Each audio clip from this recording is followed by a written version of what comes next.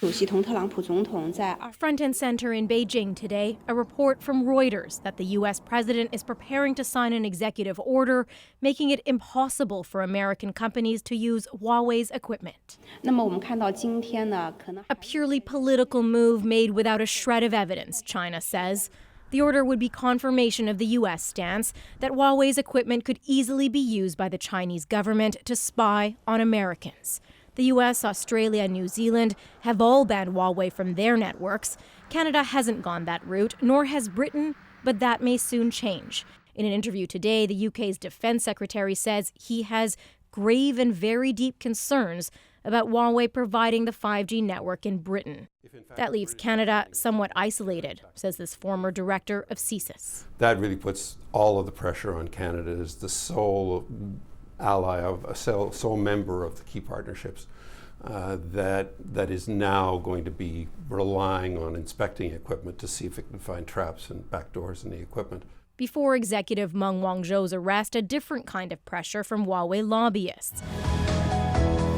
A bid to clean up the company's image in meetings with 8 MPs, including John McKay, who chairs the House of Commons Committee on National Security. What the lobbyists said was that they operate as a quote-unquote good Canadian company. Huawei is having to explain itself more and more to the point where there is almost no assurance that can be given that Huawei won't be beholden to its political masters in Beijing.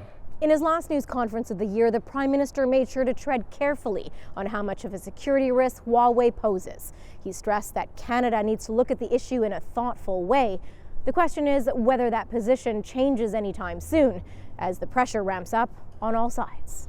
Salima Shivji, CBC News, Ottawa. And Huawei is already deeply invested in Canada ever since it set up shop here more than a decade ago.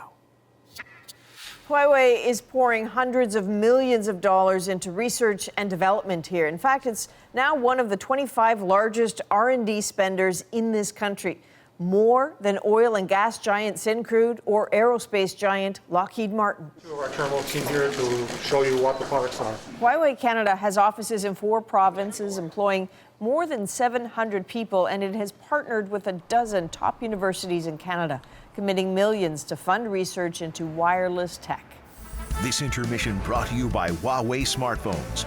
The brand is certainly making its presence felt with a heavy investment in hockey as it tries to crack the Canadian consumer market. The Saturday headlines presented by Huawei smartphones. Huawei is the major sponsor of Hockey Night in Canada, a relationship Sportsnet says will continue until 2020.